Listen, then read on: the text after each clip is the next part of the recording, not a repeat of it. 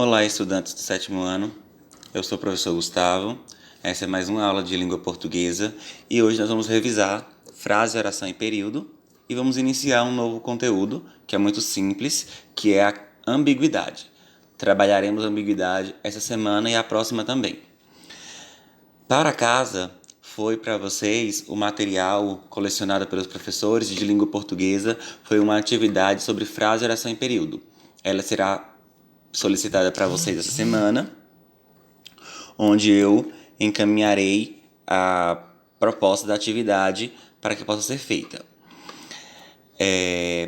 Então, voltando ao conteúdo frase, oração e período, nós precisamos entender novamente alguns conceitos, ou melhor, relembrar alguns conceitos para não serem adormecidos. Então vamos relembrar os conceitos de frase, oração e período. Frase. Então o que é frase? Como já dissemos, frase é todo enunciado de sentido completo, capaz de estabelecer comunicação. Então, se eu tenho uma palavra ou um conjunto de palavras que me estabelece uma relação de compreensão aos locutores do discurso, a quem fala, a quem escuta, então aí eu tenho uma frase. Então, frase ela é dividida em duas. Frase nominal, aquelas que não apresentam verbo, e as frases verbais, aquela que apresenta verbo. Então, se eu tenho verbo na frase, eu tenho uma frase verbal. Se eu não tenho verbo, eu tenho uma frase nominal. Então, a primeira é a frase nominal. Que belo dia. Então, nessa frase aí, nós não conseguimos detectar a presença de nenhum verbo. Já na frase de baixo, o dia está lindo, nós conseguimos detectar um verbo de estado, que é o verbo estar. E aí, o dia está lindo. Então, eu tenho um verbo. Independente de ser frase verbal ou nominal, precisamos entender e perceber que ela precisa ter sentido completo. As frases verbais, por sua vez, elas podem apresentar qualquer tipo de verbo, seja um verbo de ação, um verbo de estado ou um verbo de fenômeno da natureza. E a oração? A oração é o enunciado ou parte de um enunciado que se estrutura em torno de um verbo. Então, ou é um enunciado todo, ou é partes do enunciado que tenha o verbo como uma estrutura central, ou seja, principal. Na frase, por exemplo, eu gosto de sorvete. Eu gosto de sorvete, eu tenho uma frase formalmente completa. Por quê? Porque ela me dá um sentido completo. Ela tem uma intenção. Então, qual é o verbo aí? O verbo gosto, que vem do verbo gostar. Na segunda frase, eu tenho aí, quero que você estude, dividida em duas orações. Quais são essas orações? Quero é a primeira oração, que você estude é a segunda oração. Esse conjunto todo forma o que a gente chama de período, que veremos logo mais abaixo. E aí nós temos dois lembretes. Nem toda frase é oração. Como assim, professor? Melhor, voltando ao início. Nem toda oração é frase. Nem toda oração é frase. Como assim? Nem toda oração eu tenho uma frase. Por quê? A palavra quero aí em cima, que é uma oração, está dividida. Ela é uma oração. Porém, se eu falo a palavra quero aleatoriamente, sem um contexto, ela não forma uma frase. Mas, quando eu tenho um contexto como esse aí, ela se torna uma frase. Ou seja, ela é uma oração. Que você estude, também eu não tenho uma frase. Por quê? Porque a frase está incompleta. Eu só consigo compreender quando ela está o período todo. Quero que você estude. Assim como nem toda frase é oração. Por que nem toda frase é oração? Porque nem toda frase apresenta verbo. Se não apresenta verbo, eu não tenho oração. Oração é somente quando apresenta um verbo ou uma locução verbal.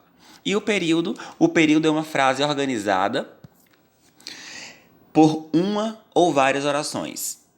Nós temos dois tipos de período. O período simples, formado por apenas uma oração, ou a gente pode chamar de oração absoluta. João estuda, que vem do verbo estudar. E o período composto, formado por duas ou mais orações. João estuda e trabalha. Então, João fez duas ações. A ação de trabalhar e a ação de estudar. Então, resumidamente, frase, oração e período é isso. É essa ideia da formação do sentido para a construção dos enunciados, da comunicação, a presença ou não presença do verbo no contexto comunicativo. E o período é o conjunto de oração ou orações que tenham sentido completo, estruturado em torno de verbo, certo? E aí nós vamos ver hoje um pouquinho também, que vai cair uma atividade sobre ambiguidade. O que é ambiguidade? Ambiguidade, gente, nada mais é do que o duplo sentido de algumas palavras ou alguns contextos de palavras. Então, aí, no dicionário, ambiguidade significa qualidade daquilo que possui ou pode possuir diferentes sentidos, do que é incerto ou indefinido, natureza do que é ambíguo. Então, ambiguidade significa duplo sentido.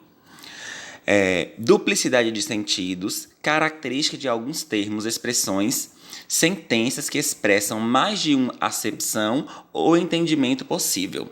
Então, essa é uma definição do que seja ambiguidade. Então, ambiguidade significa duplo sentido nas palavras ou duplo sentido nos contextos. Olha só essa charge aqui para a gente ver bem claro o que é ambiguidade. Ambiguidade é o duplo sentido comunicativo. Aí nós temos uma plaquinha e a menina segurando, é um menino, né, gente? Segurando e fala assim, ó, vendo pôr do sol. Aí alguém pergunta, quanto quer pelo pôr do sol? Vendo pôr do sol. Não estar à venda, eu estou vendo o pôr do sol. Aproveite para ver também. E aí nós vemos as pernas do homem ali, que também agora, nesse momento, provavelmente esteja admirando o pôr do sol.